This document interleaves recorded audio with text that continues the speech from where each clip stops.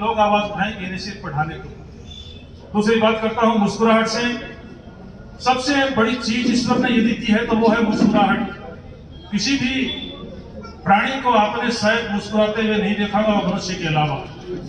मनुष्य के पास ईश्वर की दी हुई बुद्धि तो किसी में कम किसी में ज्यादा होती है, परंतु मुस्कुराहट ऐसा है कि कोई भी जानवर हंस नहीं सकता। तो यदि कोई जानवर हंसने का प्रयास कर रहा है ना, तो इसका मतलब यह है कि वो इंसान बनने के लिए प्रयासरत है। अगर वह अपनी हंसी को रोकने का प्रयास कर रहा है तो वह गंभीर समस्या में। सब मैं ये नहीं कहूंगा, कोई भी जानवर हंसने का प्रयास कर रहा है, इसका मतलब इंसानियत की तरफ अग्रसर है। रोकने का प्रयास कर रहा है तो गंभीर समस्या की तरफ है। और जब समस्याएं जीवन में आती है तो उनका समाधान है वो किसके पास है, वो इन्हीं पंक्तियों में सुनिए आप। दुखों की जिंदगी में जब भी मेरे आहट होती है, दुखों की जिंदगी में जब भी कोई आहट होती है, मेरा दिल बैठ जाता है, बड़ी घबराहट होती है, मेरा दिल बैठ जाता है, बड़ी घबराहट होती है। मुसीबत के समंदर में गमों की लहरें उठती है, जो नौका पार करती है वो मुस्कुराहट होती है, जो नौका पार करती है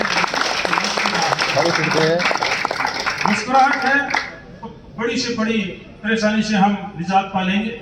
और उसी हंसी को देने का प्रयास, एक छोटी सी कविता। प्रेमचंद जी ने एक कहानी लिखी है नमक का दरोगा, और उसमें लिखा है कि नमक का दरोगा की एक पंक्ति है कि जो वेतन है वो तो पूर्णमासी का चांद है, वेतन पूर्णमासी का चांद है, निगाह चढ़ावे और चादर पर रखनी चाहिए, ऊपरी आय बहता हुआ स्रोत है। तो शिक्षक के पास एक बहुत बड़ा बहता हुआ स्रोत है, वो आप जानते ही हैं, नमस्ते का। जब शिक्षक को नमस्ते मिल जाती है ना तो वह बड़ा प्रसन्न होता है। और 1.5 महीने की छुट्टियां आए, 15 दिन की छुट्टियां आए, नमस्ते नहीं मिलती, बेचारे बड़े उदास हो जाते हैं, मुरझा जाते हैं। जैसे ही स्कूल लगते हैं पुनः उनके चेहरे पर भी रौनक और वही मुस्कुराहट हो जाती है। ऐसा ही एक वाकया मेरे साथ हुआ। मैं गया किसी बोर्ड परीक्षा में, और उस परीक्षा में जिस सेंटर पे मैं गया था कोई बच्चे परिचित नहीं थे, नमस्ते नहीं की, बड़ी पीड़ा सी हुई। वो पीड़ा आपके साथ साझा कर रहा हूँ, कविता है, वो पीड़ा की ही उपज है। देखिए, बहुत सीधे साधे शब्दों में कहना चाहूंगा कि आदर्श स्कूल के केंद्राध्यक्ष की सद्बुद्धि जग गई, और बोर्ड परीक्षा में मेरी हिंदी के पेपर में ही ड्यूटी लग गई। हालांकि हिंदी विषय का व्याख्याता रहा हूँ तो उसमें ड्यूटी नहीं लगती, पर किसी कारण से लग गई। बोर्ड परीक्षा के केंद्राध्यक्ष की सद्बुद्धि जग गई, और बोर्ड परीक्षा में मेरी हिंदी के पेपर में ही ड्यूटी लग गई। हिंदी के संस्कारवान विद्यार्थी चुप किस प्रकार रहेंगे, कभी कबीर के दोहे तो कभी मीरा के पद कहेंगे।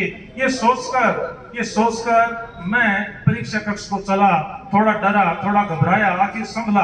परीक्षा कक्ष में हर बालक एक अजीब नमूना था, कोई प्राइवेट चंपू तो कोई सरकारी सोना था, कोई प्राइवेट चंपू तो कोई सरकारी सोना था। बिना परिचय के बच्चों के नमस्ते मिली नहीं, और मैं आदत से लाचार मेरी दाल गली नहीं। एक बच्चे के पास नकल का पुर्जा पाया और मुझे पीड़ा प्रकट करने का अवसर हाथ आया। मैंने दी रिलीवर को आने की आवाज। वो बोले, गुरुजी सुबह सुबह ही ये कैसा अंदाज, 2-4 घंटे तो निकालो, आप पहले ही बुला लिया। मेरा चेहरा बालक को मेरी मनसा समझा गया। आनंद में नकल के पुर्जे को ही चला गए। सुदूर कोने में हो रही थी कुछ हलचल। मुझे अंदेशा था कि हो रही है नकल। मैंने अपनी पैनी दृष्टि उस बालक पे गाड़ दी, और कुछ ही पल में मैंने वो नकल ताड़ ली। बच्चा नकल ले गया। मैंने कहा, अरे देश के भावी कर्णधार, क्या पूरा ही हो गया तेरा बंटाधार? अरे हिंदी विषय में तेरा ये हाल, औरों में क्या करेगा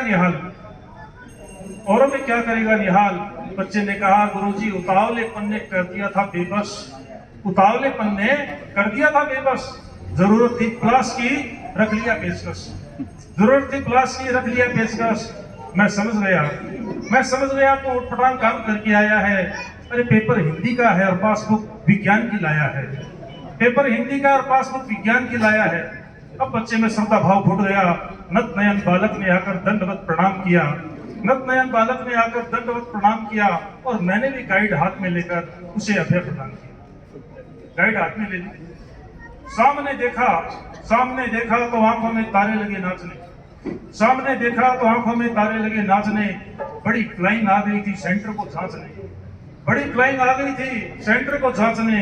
मेरे सारे ठाट बाट और सर्विस हवा में झूल गई, और फ्लाइंग के पास आते आते मेरी सांसें फूल गई।